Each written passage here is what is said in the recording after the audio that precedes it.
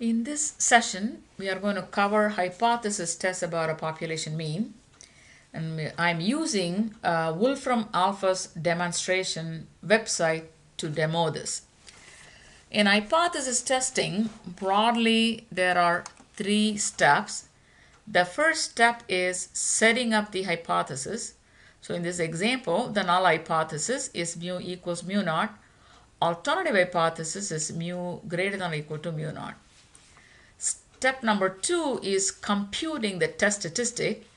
So in this case, t equals x bar sample mean minus mu naught, which is a hypothesized value of the mean, divided by s, the sample standard deviation, divided by square root of n, the sample size. The third step is decision rule. So we have this on this chart here on the x-axis, it's the t-axis t values. And the red value here on this axis t-axis is the computed test statistic value, t value.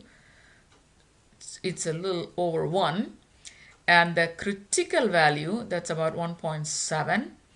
And alpha, normally this right tail area to the right of the black line, that's alpha 0.05. And then the corresponding to that 0.05 alpha, the critical value 1.7. So the decision rule is, if the computed t statistic value is higher than the critical value, we reject the null hypothesis.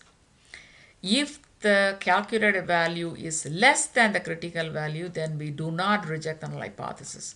So in this example, the red value or the computed t statistic value is less than the critical value, so we would not reject the null hypothesis. Then you also note the value, p-value, that's 0.13. That 0.13 stands for the area, right tail area under the curve to the right of this red line. So this this light purple, dark purple together, so the right tail area, this whole area, shaded area here is 0.13. So now let me go back to the hypothesis and let me make a few comments about how would you set up this hypothesis. Normally, whatever you want to prove, you want to put that in the alternative hypothesis. So let's take an example. EPA requires car manufacturers to be compliant in terms of carbon emissions. So let's say that the carbon emission standard is less than 5 grams for a brand of car. So then the car manufacturer, when they set up the hypothesis, they would set up the alternative hypothesis as mu less than 5 grams. So because they want to prove that their brand of car has got a less than 5 grams of average emissions. On the other hand, if EPA wants to prove that the car manufacturer is not compliant, then when EPA set up the testing of hypothesis, then they would set up the alternative hypothesis as mu greater than 5 grams. In this case, they want to prove that the average emission for this brand of car is more than 5 grams. So depending on the problem, depending on what you want to prove, you will be setting up the hypothesis, the alternative hypothesis, the one that you want to prove. And the reason is that if you reject the null hypothesis, that means you are proving your alternative hypothesis, that we will be able to see in a couple minutes that we are actually proving that. On the other hand, if you do not reject the null hypothesis, that doesn't mean that you are accepting the null hypothesis. It means two things. Either you accept the null hypothesis or you don't have enough data to reject the null hypothesis. So you are not sure whether it's lack of data or you are accepting the null hypothesis. That's why you always want to put whatever you want to prove, you want to put that in the alternative hypothesis. Okay. So the second thing, let's talk about the decision rule. So intuitively, why the decision? Why do you have critical value and the computer test statistic is higher than the critical value? Then we said that we are going to reject it. Why is that? So now, so we need to go back to central limit theorem. We saw that in the central limit theorem, the sampling distribution of x bar is normal with mean mu and standard deviation sigma over square root of n. So if you take x bar minus the mean and then divide by sigma over square root of n, that we said that it's a standard normal. But in this case, we don't know sigma. We are replacing sigma by its estimate, sample estimate s. So that distribution is not standard normal anymore. It is t distribution. It is again symmetric. Again, like standard normal, it has a mean of 0. It's very, very similar. And so that's the t distribution. Okay. So intuitively, if x bar is very, very close to mu naught, we will quote unquote accept the null hypothesis. So when x bar is close to mu naught, that means that t is very close to 0. When t is close to 0, quote unquote, we will accept the null hypothesis. So then when we say close, t close to 0, how close is close? So what is the threshold value? So that's where the central limit theorem, the t distribution helps. So if you take an alpha of 0.05 and the critical value here, so let's say this is about 1.7. So what central limit theorem says is that the probability that you will get a t value of 1.7 or higher is 5%.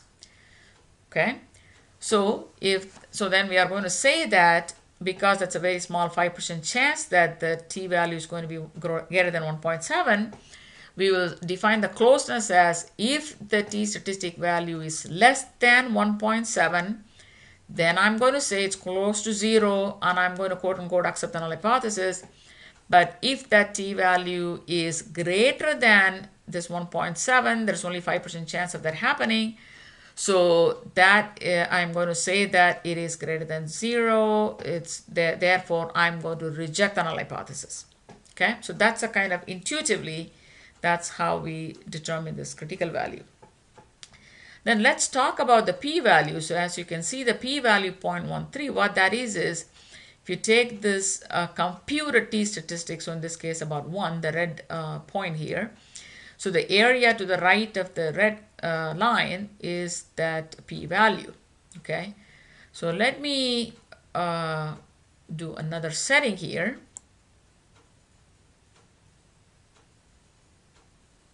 Okay, so now in this case, let's say the computed t-statistic is actually, it has the value of 2.5.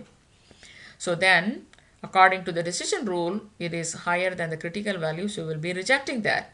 But if you look at the p-value, it's 0.007. So this little tail area to the right of red line is 0.007. So what this says is that if the p-value is less than alpha, you can also use that as a rejection criteria. You will be rejecting the null hypothesis if p-value is less than alpha. But you get more information with p-value. What this is saying is that the likelihood that you would get a t-value of 2.5 or higher is only 0.007, since in your sample statistic you got that value, the very, very high x-bar value, so you got this t-value. So that means that really you have to reject the null hypothesis because null hypothesis not true. You know, if it is true, it's a very small chance, 0.007 chance, but you already got it. So the p-value is very widely used in publications. Instead of using critical value, they use the p-value because the p-value tells you how strongly you prove your alternative hypothesis. So it's 0.007 small probability. So you have got a very, very, very strong argument to reject the null hypothesis. So you are supporting the alternative hypothesis. So the strength of your decision, how strong it is, so lower the p-value, the stronger the decision is. So in summary, today we covered the setting up the hypothesis, intuitively the decision rule based on the critical value, and then we discussed the meaning of the p-value. Thank you.